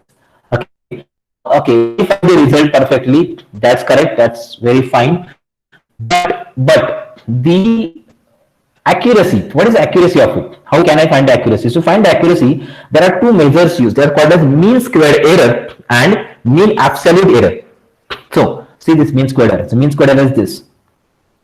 Mean squared error, that is, this is expected 8 values and these are the predicted 8 values. Okay, mean squared error. So what they does, they identify the difference, their square and their addition. Difference of every 8 element. Okay, their square and their addition. That is called as the mean squared error. You might have learned about the formula of mean squared error. Residual error categories are the statistics. This is present MSc. So it's calculated. Now see, It's calculated something in the example mentioned over here.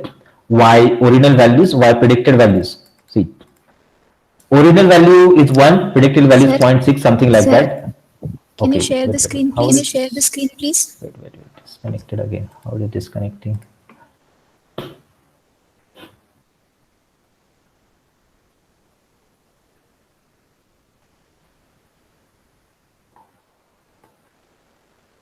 Okay. See, for example, with a small example, I have shown that this is original value 1 and predicted by algorithm is 0.6. 1, 1.29, 2, 1.99, 2, 2.69, 4.4. Their difference, their addition, difference, their square, and after that addition. Okay, that is done to find the mean square. Okay, this for difference, square, and the addition of all. In this way, it is calculated and identified. And apart from that, we are having one more method called as mean absolute error. Absolute error is the direct difference between both. Like, for example, having the expected value and predicted value. Find a difference of what? Different, and average. Add all of them divided by 8. That is called a mean absolute error, which is calculated by the method here called as mean absolute error, y-test and y-test original value, y-test predicted values. So subtract everyone, okay, add them and divide by total. That is mean absolute. Means in all, in average, we will have the error of salary 3,500 plus or minus that you may have in between these two. Remember it. So this is called as mean absolute error. So mean absolute error and mean squared error, which these are the two methods which are used to find the performance of the regression systems. Not only linear regression, but for any regression. Regression, whether it's linear or non-linear, in both the regression, we are going to make use of this technique of mean squared error and mean absolute error to find the difference. Okay, to find the errors in that. Now, there is one more formula that I also use regularly to find the accuracy or error present inside it. Error in terms of percentages. Error in the prediction in terms of percentages. How much percentage error is present there? We have seen accuracy of 94% almost, and I want to find the error in that. So how identify the error? See, this is for the formula which can be used to identify error. And after error identification, we can identify that this algorithm is suitable for this kind of the data or not. Error should not be greater than 20%. Okay, if it is greater than 20%, algorithm is not suitable. Okay, check it out now. NP.mean average of test values divided by predicted, every test value divided by every predicted value divided by, okay, so minus, sorry, every test value minus every predicted value divided by all the test values. Okay, mean of all into 100. So that is my error. Percentage error I am talking about. Percentage error present is 5.26. This is actual error. Actual average error present means we will get a error of 3,500 rupees salary. Remember, maybe plus or minus present. But if you are telling about the percentages, it is 5.26% linear. Okay, and by using formula we can identify. This is on testing data. Here I have done on the original data. So this is what testing data is done. Testing data is containing almost 98% accuracy there. And now if you are going to show that data, this is perfectly linear or not, that's also possible. Wait a minute, I'll just show you how they are perfectly linear or not linear. That also will find. So PLT dot plot, let's say this X and Y. Sorry, just a minute. See, scatter plot. See, yeah, correct. Linearly connected to original data which is present over there. And if I want to draw the data expected from the algorithm, so expected from the algorithm, it will be like this: X and predicted X.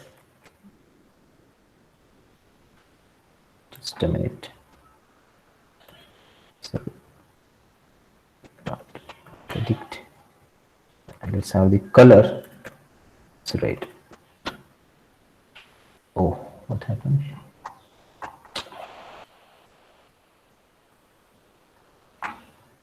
Like this. Original data is blue and expected as per the regression model that we have created, we have predicted the data, because why machine learning algorithms are matching in their formulas.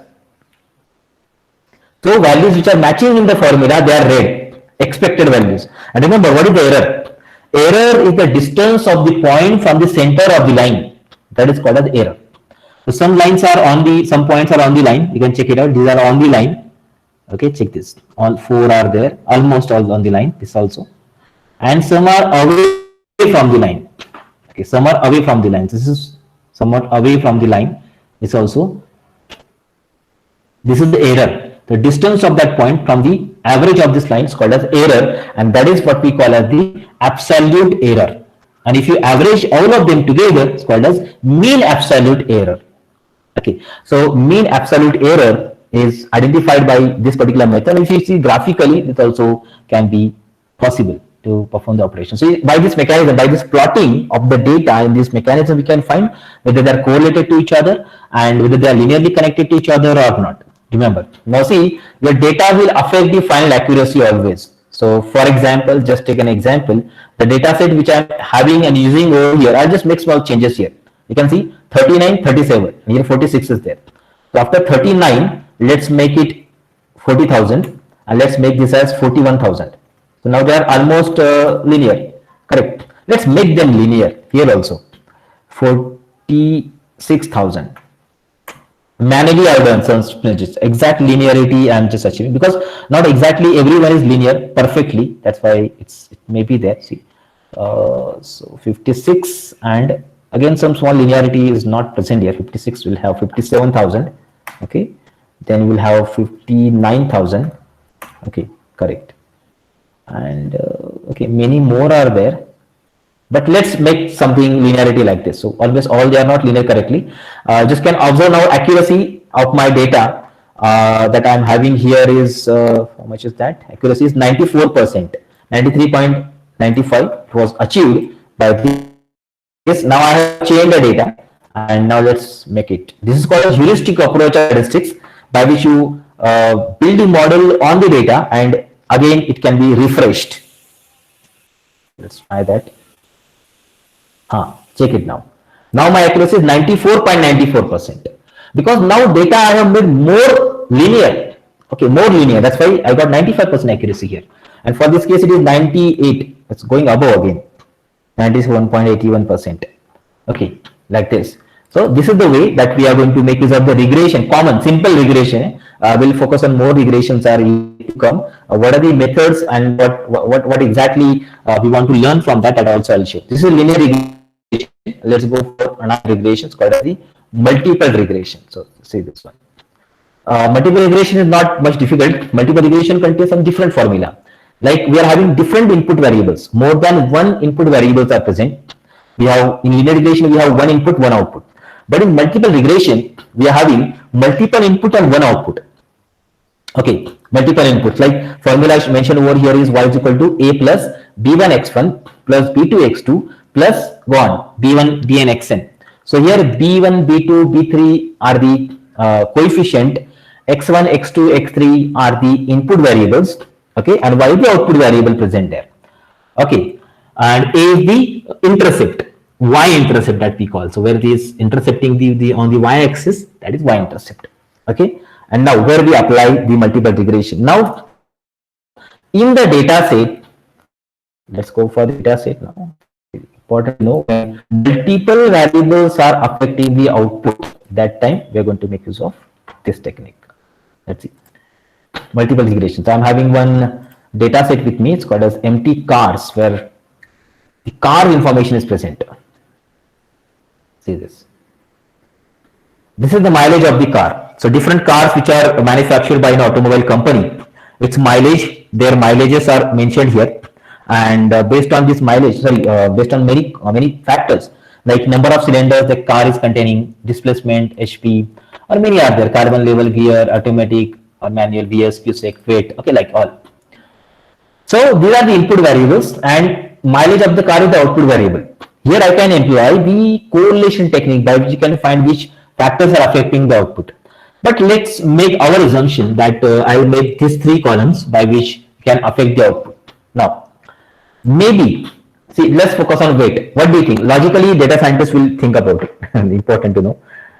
Weight of the car can affect the mileage of the car.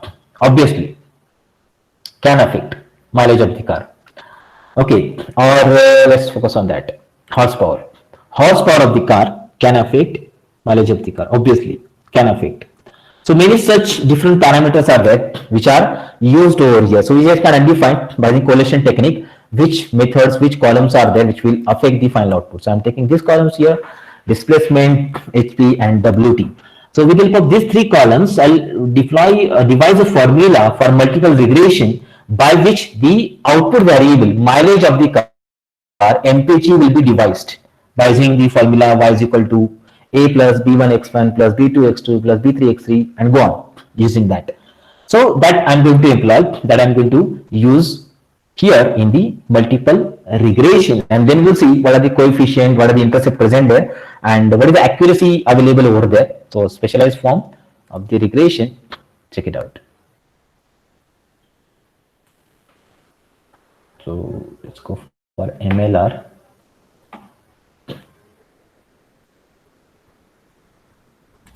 Okay, let's see.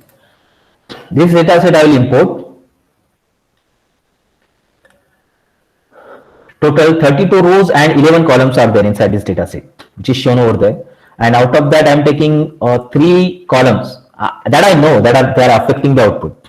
That is displacement, HP, and WT. Okay, this data set is very useful while predicting the mileage of the car. So when new car comes into market, so their mileages are calculated by such mechanism. Actually, they are not actually accurate. They are having 20% different there. If the company is telling 25 kilometers per liter, so actually we are getting 20 kilometers per liter. That is because of this error which is present inside the data set and implementing the model of ML there. Okay, so my inputs are these, which are independent variables, and MPG is dependent variable there. Okay, separated. And in the similar way, I am building the model of machine learning here. From sklearn or linear model, import linear regression, create the object of it, train the algorithm. This is called a training again. Take it. Training of algorithm. Okay, right.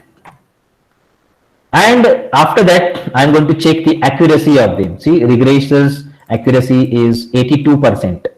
If they are connected together, and accuracy is 82%. The same mechanism of finding the mean absolute error, mean squared error, and the formula which I have shown there to find the error inside the code, common percentage error, that I can employ, and with the help of that, this accuracy can be matched. So we are having 18% error here, 18% error.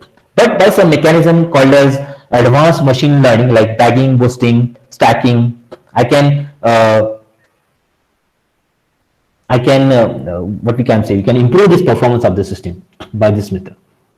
Okay, now I just employed this. Now let's say the coefficient. So according to formula, we are having 3 coefficients there. This is the first coefficient, this is the second coefficient, this is the third coefficient, which is correct. Coefficient means the slope, okay, which is present in the formula, and intercept is common, only single intercept is there, which we can see here. Intercept is 37.10 something. Okay, so by the formula, for example, if I want to calculate the mileage of the car, which is horsepower, displacement 221, HP is 102, and the weight is 2.91. So according to formula, I just applied that. First, B1x1 plus B2x2, okay, they are taken from here as it is, plus B3x3 plus intercept. This is the intercept that I got. Okay, this is the intercept that I received over here, and now once it is calculated, I have printed it, and with the help of the function also it is possible to print. Check this. This is what we have: 22.35 the mileage of the car, which contains 221 displacement, 102 horsepower, and 2.91 weight of the car. So mileage is something like that. So this is the application of the multiple regression. When multiple inputs are generating single output, there we employ this method of multiple regression.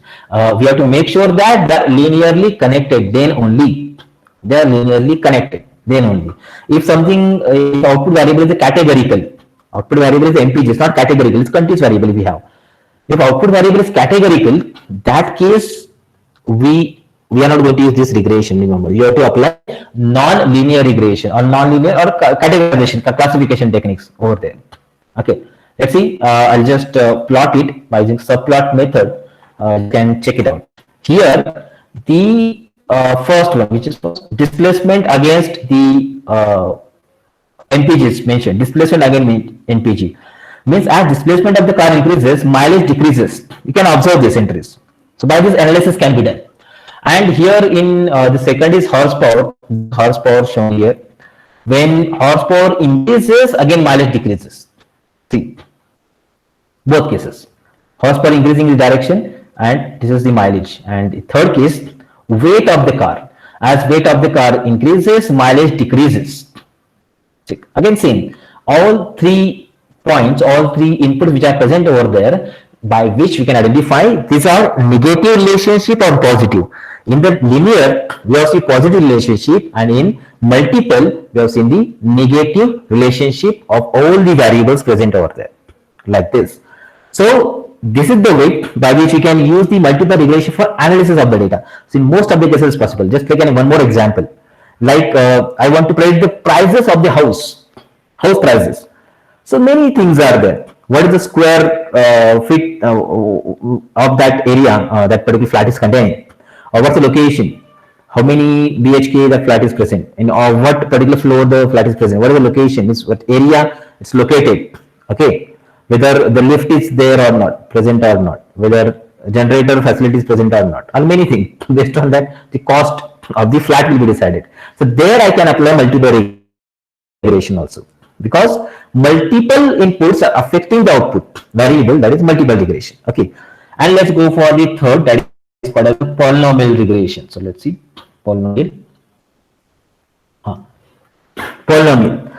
Polynomial is a special case of linear regression. As linear regression, we have two axes, x-axis for data values and y-axis for target values. Okay, x is input, y is the output. Considering the real world examples, the data might not be so linearly but more scattered. Okay, scattered data is present. In such linear regression might not be the best will describe the data. So what we require? We require a curved regression. Curve will be there. Okay. So formula you might be knowing already, something like this. The curves are there.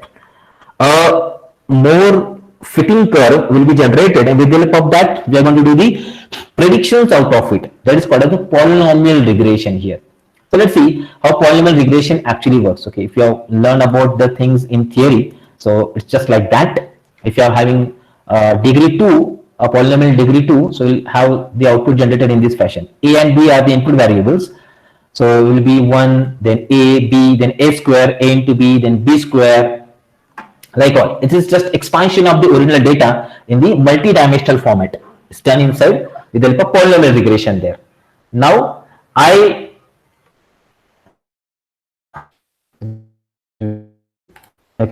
Now I want to use this technique on my original data, and whether I have to take that, whether I'm getting curvish output or not, or whether I'm getting perfect result or more accurate result or not, that also see polynomial regression. So let's see polynomial regression, how it is actually used here. See this one.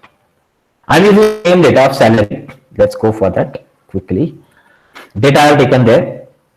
And common linear regression that we have seen, accuracy is almost 95.96, 95, very high, because I just changed the data already, that's why. Okay, no problem. Data I have changed somewhat, made it more linear, that's why it is 95.6. Okay, that's the issue, that's not an issue. Now let's apply the polynomial regression there. So here I applied polynomial degree 4. Polynomial degree 4 to it. Just like by using this method, I just applied polynomial degree 4, object is created, applied that, and then I've trained the algorithm. And after this, polynomial degree 4 is applied. Just a minute. Check the difference. In linear regression, I got a perfectly linear, I got 95.696, and here, when we apply polynomial, that is curvature, I got the accuracy 96.366. Why? Because the curve generated, and how the curve is looking. Check this. See, Because of that curve, the values are coming closer to the center of it, and error is reduced. Okay, error is reduced. So what I have told in linear regression, that the error is the distance of the particular point from the center of the line. So I made it curvish, degree 4, the values are coming again closer to original data, and I got accuracy almost 0.7% greater than original values here. This is level regression, so it's not having perfect curve, it's a good curve is not shown. I'll just make it 7, and let's try to make it. Now 97% accuracy. Say this. Now it's trying to feed the data as accurate as possible. Check this. So examples are not there. We are generating the data again when as we are going to have more and more degrees there. We'll try to fit it more perfectly. But remember, there is again a limitation there. We can't achieve 100% accuracy in that case. 100% accuracy is achieved by some mechanism like neural network. If you use the human brain mapping is done, then only it is possible. Else, by this method is not possible. Maximum accuracy is 98% that can be achieved by this method. See, if I make 10, 98. See, so more predicted results, more accurate results can be predicted with the help of these particular systems here. Okay, and if you again go ahead after 10, if I make 15, okay, here 98.098% accuracy, 049, fine, like this. If you go with 20, check this. Reduced 95.395. Now again the curve will start distorting, I think, after 25. Yes, 93% again. So there is a perfect line, a perfect identification of the degree there. On that degree only will get the highest accuracy. I think 13 is the value where you get the highest accuracy for this case. 98.3. This is the highest accuracy that can be achieved, and we'll try to fit the data perfectly on the given plane, and then prediction will be easy. So we can perfectly predict this trend, which are non-linear trends are there in the data that can be found with the help of polynomial regression. Fine. There is a third technique which is used from statistics to perform the predictions based on the data. Now let's go for two more. These techniques are called the regularization technique basically. Just a minute, I'll just show you. Wait.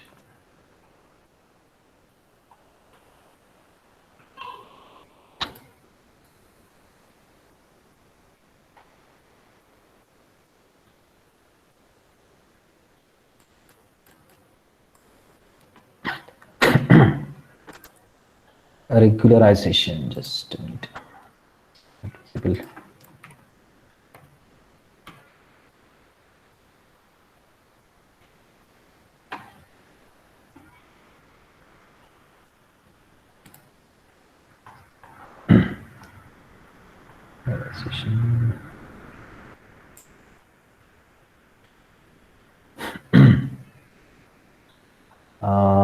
Yeah, just I'll share the screen.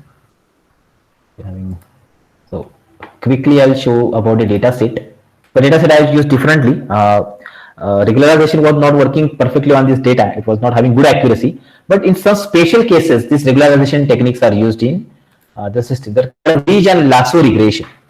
Ridge and Lasso, you might be knowing in statistics. These regression techniques are also available, applicable. I'll show the practical implementation of them.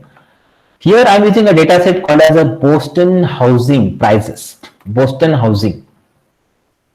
Boston housing is a common data set and top 10 data set in the world, which where the house prices in city of Boston in USA are predicted. In that, just a minute. Oh, sorry. Okay, in this we are having the data set where the data set is containing MEDV column. MEDV is the output column present there. Sorry, import. Didn't do it.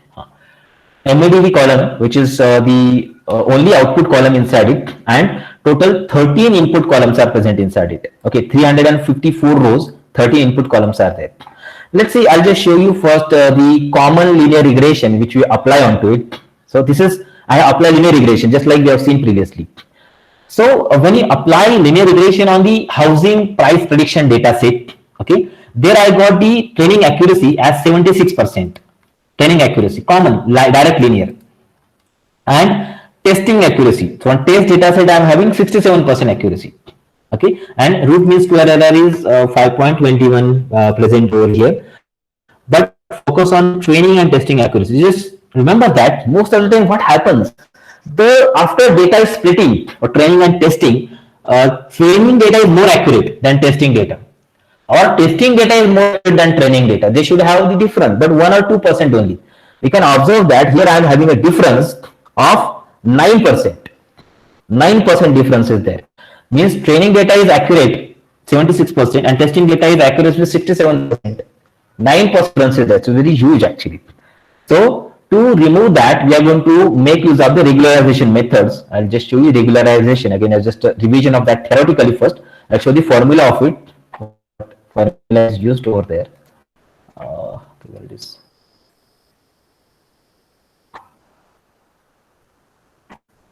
Okay.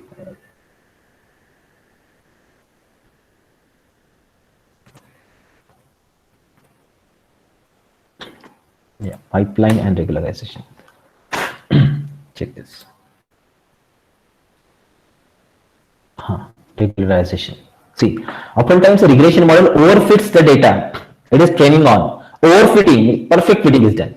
This is the process of regularization. We will try to reduce the complexity of regression function without actually reducing the degree of underlying polynomial function. Without actually reducing the degree of it. This technique is based on the fact that if the highest order terms in polynomial equation have very small coefficient, then the function will approximately behave like a polynomial function of smaller degree, which is just shown over here. In case of ridge regression, I use complexity term as the theta square there directly, and also directly theta, lambda theta square and lambda theta as it is. They are used here in ridge and lasso regression. What is their application? Let's see the application of them. So there is that they are having here training and testing data is differentiated. Now let's apply the polynomial regression. So after polynomial regression, now check it out. Training is 95% and testing is 64%. See, the difference is again 21% of difference. It means that how can I trust on the data? How can I trust on the data? How can I trust on the algorithm? That is the part. That's why regularization L1, L2 regularizations are required. So let's go for ridge regression. First of all, I'll show ridge regression, which is using the formula shown over here, lambda theta square. Okay, it's an additional complexity term is added over there, this one. And for lasso regression, only lambda theta is added. Now, when you apply that, check it out. For ridge regression, when it's applied, now the difference is reduced almost by 7%. Okay. Training accuracy is 93% now, and training accuracy is 79%, 14%. Previously, it was 21% difference that we have seen here. We have reduced to 14%. So, somewhat algorithmic or somewhat data-related trust can be achieved by the ridge regression. Basically, ridge regression contains many parameters inside it. Of that, I am using alpha value of 10 only. Remaining values I have just discarded. I have not taken that in consideration. Perform the operations, and I got the accuracy in this particular pattern. And if you go to polynomial regression, if you go to lasso regression, let's see the lasso regressions output now. Now lasso regression has again reduced this accuracy to again some extent, and from 21% error, 21% difference, I got the difference of 8% almost 9% difference over here, 21 to 9. That is achieved with the help of lasso regression. So this is the application of the regularization technique. The L1 regularization or the L2 regularization that we have applied over here, we have applied that and we have reduced that training and testing accuracy difference drastically by this particular shown over here. This is application of it. Lasso and ridge regression we can make. These are the special cases of linear regression, not linear, polynomial regression basically. Special cases of the polynomial regression which we can employ over here. And after polynomial regression, if you are having a drastic changes, drastic difference in the accuracy, then we regularize that either by adjusting your complexity term by using lambda theta square here in ridge or only lambda theta. So Basically, it depends upon the data, but maybe that can be different. Here we have a large difference of 14%, 9% difference. But maybe in some data sets, lasso will be larger and reach can be less. Depends. We just have to perform a trial and error method to identify whether lasso regression is suitable for this data or Dirichlet regression. But remember, it's applied only when you are applying the polynomial regression. We are creating the curve, and then there's a huge difference that you achieve. In most of the cases, polynomial regression is effective than linear regression. Most of the cases, that is my observation also. Polynomial regression is very effective in many cases because the linearity, data to be linear, is always perfect linearity is not achieved. That's why we need to create the curvish linearity. We need to create the curves in it. And after these curves are created, we'll try to make data more closer to the original model of the machine learning test. That's why these techniques are applied and try to find more accurate model out of it. So predictions on the data, on new data, will be more and more accurate, and will get more achievable performance output out of it. Okay, so this is what we call as the lasso regression. Here also we can make use of MAE, mean absolute error, mean square error. With the help of that, the difference between input and output can be identified, and what error that we find in the output, in the data, or in the machine learning model can be seen. Okay, so just check it out. If you have any questions regarding this session, so you can ask.